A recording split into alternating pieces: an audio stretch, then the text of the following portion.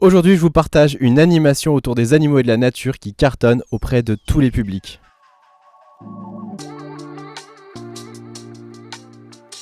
Dans cette vidéo, je vais vous partager étape par étape une vraie activité que j'ai créée de A à Z et que j'ai testée auprès d'un vrai public. La cible de cette animation, c'est des familles, des adultes et puis aussi des adolescents, mais pourquoi pas des groupes qui intègrent des enfants. Mon objectif de facilitation, c'est de créer un contact avec la nature, de sensibiliser sur le vivant, sur l'animal et donc sur la nature, et puis de faire cheminer les personnes du domestique vers le sauvage. Pour réaliser cette activité, j'ai choisi plusieurs approches pédagogiques, une approche ludique, une approche kinesthésique, une certaine stimulation physique et intellectuelle. Je vais également m'appuyer sur de la sensibilisation sans que les publics aient l'impression d'être en pleine sensibilisation sur certains sujets qui me sont chers en tant que facilitateur nature. Alors si vous êtes des habitués de la chaîne des entrepreneurs animaliers, merci de votre fidélité, et si vous êtes tout nouveau, eh bien n'oubliez pas de vous abonner et de cliquer sur j'aime pour me faire plaisir et puis pour partager la vidéo. Dans cette vidéo, je vais m'appuyer sur 4 étapes clés qu'on enseigne dans notre formation de facilitateur nature, facilitation de la relation au vivant par l'approche éducative et pédagogique. Si vous avez envie d'en savoir un peu plus sur cette formation, vous pouvez démarrer gratuitement la formation avec un module dédié sur la pédagogie et l'éducation. Je vous mets le lien en description sous cette vidéo. La première phase d'une activité qui cartonne, d'une activité qui fonctionne, qui va plaire à vos publics, c'est ce qu'on va appeler la phase dynamisante. La phase dynamisante, elle sert à planter le décor. Elle sert à donner une certaine impulsion, à donner envie aux personnes d'entrer dans l'activité, dans l'animation. Pour l'animation que moi j'ai créée, j'ai fait le choix de partir sur un cercle sur lequel j'ai disposé les personnes et on a fait une distribution de rôles. Pourquoi une distribution de rôles ? Eh bien ça m'amène vers le tout premier secret que je vais vous révéler. Le premier secret, c'est que pour une activité qui cartonne, vous devez créer une intrigue. Vous devez créer un monde, un univers dans lequel chacun va pouvoir se sentir à sa place, dans lequel chacun va avoir l'impression d'avoir un rôle, quelque chose d'important à jouer, et que sans lui, l'activité n'aurait pas la même saveur, voire ne pourrait même pas aboutir. Il faut que chacun ait son moment d'implication, sans être forcément la personne centrale. Il ne faut pas qu'il y ait forcément des personnes centrales. Alors dans cette distribution des rôles, j'ai choisi un chef d'équipe, mais finalement le chef d'équipe a assez peu de grosses décisions à prendre. On va avoir une répartition assez équilibrée de l'activité. Dans mon activité à moi, j'ai fait le choix de m'appuyer sur un univers un peu féerique avec de la sorcellerie, des sorcières, des fées. J'y ai ajouté un personnage schtroumpf, donc une sorcière, mais je me suis un peu pris quelques libertés, par exemple pour créer un profil de sportif, parce que le sportif était la personne qui allait avoir les activités les plus difficiles. Une fois que vous avez bien pris le temps de vous présenter, de présenter le but de l'activité, de poser une intrigue avec une narration intéressante, eh bien vous allez pouvoir passer à la deuxième phase. On va parler de la phase constante. La phase constante, c'est ce que moi j'ai appelé dans mon activité la quête. La quête, c'est toute une accumulation d'épreuves, de jeux, d'activités qui vont conduire vers ce qu'on appellera plus tard le point culminant qui sera la prochaine étape. La quête, c'est vraiment ce qui va probablement prendre le plus de temps dans l'activité. C'est ce qui va fatiguer les personnes, c'est ce qui va les solliciter le plus et c'est vraiment ce qui va durer le plus longtemps dans l'activité. Alors j'ai conçu ça un peu comme une sorte de jeu de piste où chaque étape succède à une autre et la réalisation d'une étape permet de passer à l'étape suivante avec par exemple des indices, des bonus, des cartes, tout un tas de choses qui permettent de cheminer comme ça. L'objectif aussi de ce type de jeu de piste, c'est de pouvoir aller découvrir plusieurs univers, plusieurs espaces, plusieurs endroits sur le lieu que vous exploitez pour votre animation.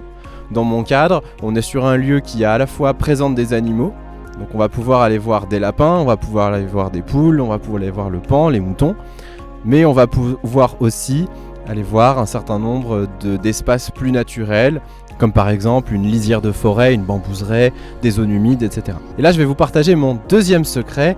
Le deuxième secret, c'est que sur cette phase constante, eh bien, vous allez pouvoir vous intéresser à plein de formes d'intelligence différentes. Qu'est-ce que c'est que cette histoire de forme d'intelligence ? Eh bien, il faut savoir, et vous le savez peut-être déjà, que chaque personne, en fait, utilise plusieurs formes d'intelligence différentes. Et on a développé certaines plus que d'autres. Et donc, certaines personnes vont être à l'aise sur certaines activités et pas d'autres. Eh bien, le fait de créer une bonne activité, c'est d'être capable d'équilibrer à toutes ces formes d'intelligence, toutes les formes de sollicitation, parce que tout le monde n'est pas sportif, tout le monde n'est pas mathématique, tout le monde n'est pas logique, tout le monde n'est pas sensoriel, etc., etc. Sur la question de l'intelligence corporelle, j'aime beaucoup cette sollicitation-là parce qu'on va faire travailler le corps. Et le meilleur moyen, c'est de faire quelque chose d'assez sportif, d'assez costaud. Alors moi, j'en ai profité pour passer un coup de tondeuse et créer un énorme chemin en zigzag, un peu comme un labyrinthe, et faire des courses de brouettes sur lesquelles il faudrait... donc on avait mis une cuillère dans la bouche de la personne, un œuf dur dans la cuillère, et le but c'était que la personne pousse une autre personne dans la brouette, réalise le parcours dans son intégralité sans faire tomber l'œuf. Bon, c'est un exemple parmi tant d'autres. L'idée c'est que vous puissiez créer quelque chose d'un peu sportif, d'un peu dynamique, qui va permettre aussi aux personnes de bien entrer dans l'activité, de commencer un petit peu à s'activer, à transpirer, peut-être un peu à entrer dans l'histoire. Le fait de se dépenser, ça permet aussi de commencer à faire une association entre le plaisir qu'on a de faire l'activité et puis le fait d'être dans la nature. Et donc on va créer une connexion entre plaisir égale nature. Ça va aussi permettre de créer une sorte d'effet de groupe. Parce que vous êtes forcément sur des activités où tout le monde ne peut pas jouer en même temps, mais certains vont pouvoir en encourager d'autres vont être peut-être en compétition. Moi j'avais plutôt choisi d'être dans quelque chose de coopératif, mais vous pouvez choisir un thème qui entre plus dans une compétition avec 2 équipes qui s'affrontent par exemple. Dans tous les cas, on est sûr que ça va faire un petit peu crier les gens, que ça va les faire se motiver, se donner des conseils, parfois un peu s'engueuler s'ils n'arrivent pas à aller au bon endroit, etc. Mais c'est un très bon moyen pour démarrer l'activité. D'ailleurs, sur ce jeu de la brouette, on a fait une variante qui permettait, qui faisait qu'une personne avait les yeux bandés et devait faire le même parcours, pas dans une brouette cette fois-ci, mais à pied, mais avec les yeux bandés. C'était aussi quelque chose de très intéressant pour la coopération. Maintenant que vous avez déjà un petit peu fatigué votre groupe, vous allez pouvoir changer de type d'intelligence. Vous allez pouvoir aller solliciter autre chose chez la personne. Il ne faut surtout pas partir sur une autre activité hyper sportive ou hyper dynamique. Et moi, ce que j'ai choisi, c'était d'aller chercher l'intelligence logique, ou qu'on pourrait appeler aussi logico-mathématique. Alors là, vous avez une ribambelle d'activités que vous pouvez proposer. Je vous demande pas forcément de copier, de faire exactement celle que moi j'ai pu proposer, même si vous êtes complètement libre de le faire. Mais l'idée, c'est plutôt de comprendre le concept.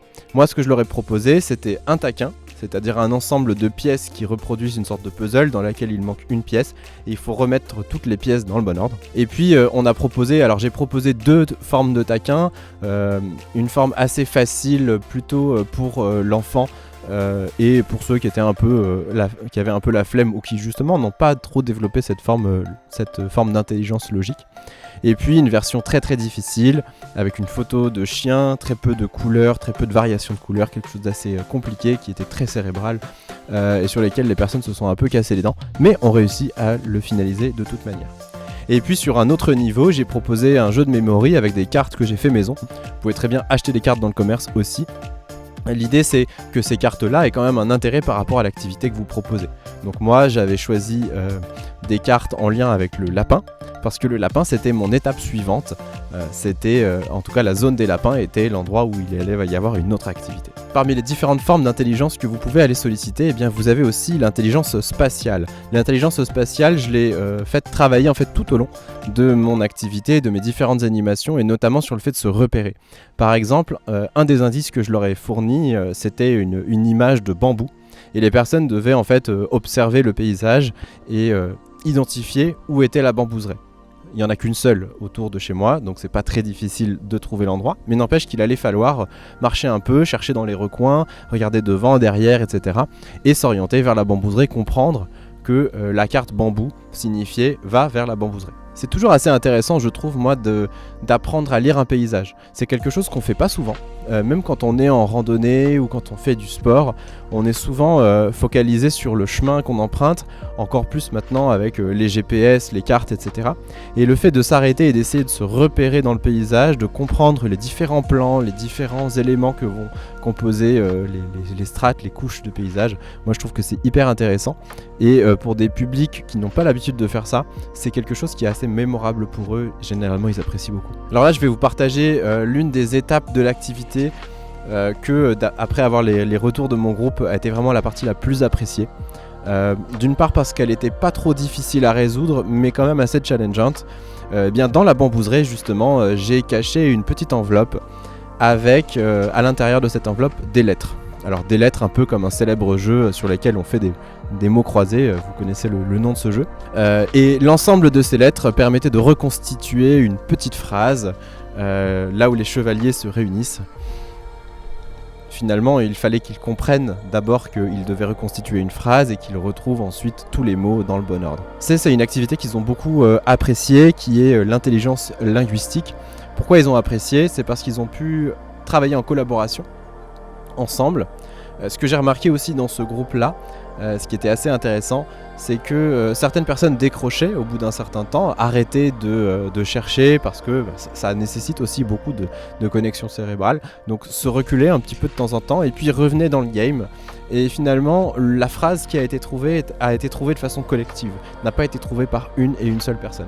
Un petit peu comme le taquin d'ailleurs dans l'épreuve précédente. On continue avec nos différentes formes d'intelligence. Vous voyez qu'on peut faire tellement de choses dans la nature sans forcément aller embêter les animaux tout le temps. Alors je vous ai pas parlé des différentes étapes où on a dû aller dans le poulailler, où on a dû aller chercher des choses dans le clapier ou avec les lapins. En fait, les parties avec les animaux étaient des points de passage, mais n'étaient pas forcément des épreuves. Ce qui fait qu'on a une vraie connexion avec l'animal, mais que l'animal finalement n'est pas central dans l'activité et que ce qui fait que si les animaux n'ont pas envie d'être sollicités ce jour-là, eh bien ça ne met pas à plat votre animation. Alors la prochaine intelligence, c'est une intelligence naturaliste. Là pour le coup, on s'approche de la grande phase suivante. L'objectif était de trouver le sureau. La fleur de sureau. Actuellement, au moment où je fais cette vidéo, on est le printemps, même si ça se voit pas trop. Et donc les sureaux sont en fleurs, font des belles fleurs. Alors faut faire très attention au fait de savoir bien identifier le sureau et de ne pas le confondre avec son cousin qui lui est toxique. Mais n'empêche que de trouver le sureau, c'était toute une étape pour des personnes qui n'ont pas trop l'habitude d'être dans la nature et de se repérer dans l'espace, etc. Donc je leur avais donné une image du sureau, une description, une localisation approximative et ils devaient choisir, en fait, ils devaient se débrouiller à chercher une plante, une fleur, parmi un éventail de plein d'essences différentes, de plein d'arbres, de plein d'autres fleurs, de plein d'autres choses, et donc trouver la bonne. Et puis je vais terminer avec mes différentes formes d'intelligence en parlant de l'intelligence interpersonnelle. Il y en a beaucoup d'autres en fait, mais l'intelligence interpersonnelle, c'est une intelligence que je n'ai pas forcément travaillée dans une activité en particulier, mais dans l'ensemble de l'animation. Puisque l'objectif c'est de travailler l'esprit de groupe, l'esprit d'équipe, la communication et la coopération, la cohésion d'équipe. Ça c'est quelque chose clairement qui s'est travaillé tout au long de l'activité. Alors ce qui a été apprécié particulièrement par le groupe, c'est le fait que j'ai proposé une vraie démarche narrative dans cette activité. C'est-à-dire que ça n'est surtout pas, et vous ne devez pas faire un assemblage d'activités qui n'ont aucun lien les unes avec les autres. En fait, si on regarde plus précisément, c'est vrai qu'elles n'ont pas de lien. Le fait de reconstituer une phrase, puis d'aller faire un taquin, puis d'aller chercher une fleur, si on met ça sans contexte, ça n'a pas d'intérêt. Ça n'a pas de suite logique. Eh bien, c'est à vous de créer cette suite logique en créant une histoire qui va autour.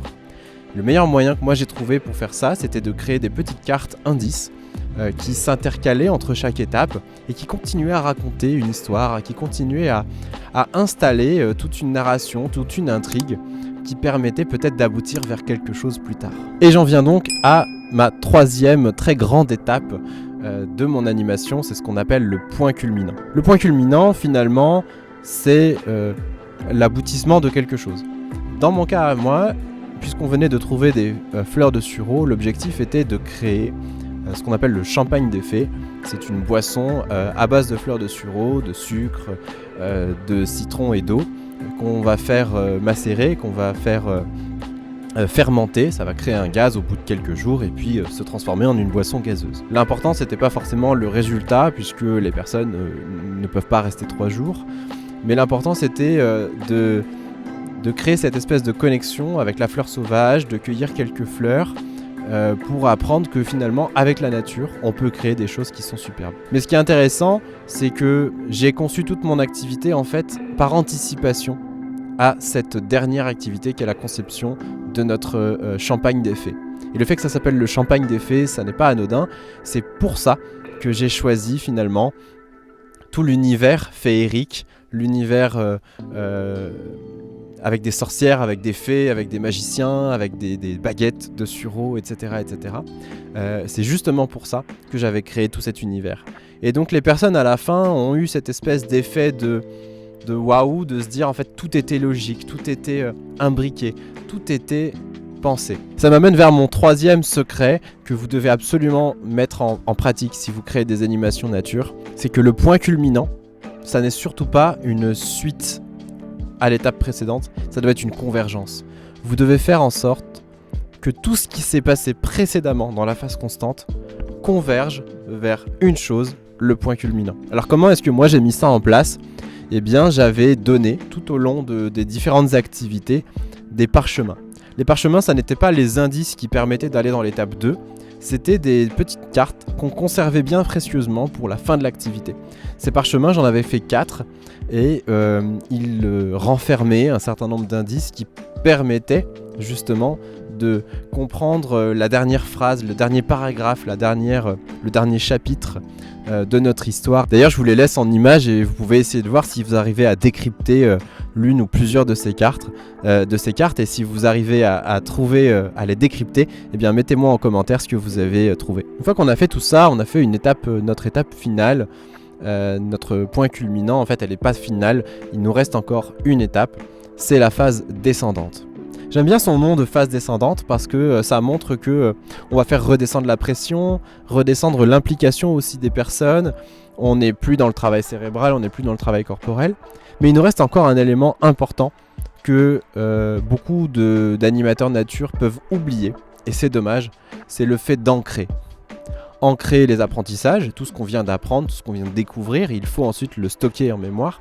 Mais aussi de permettre aux personnes de mémoriser les bons souvenirs qu'elles vont avoir, la joie qu'elles ont pu avoir. Donc moi ce que j'ai organisé, c'est que je suis revenu sur mon cercle, mon petit rond de sorcière sur lequel on avait commencé l'activité.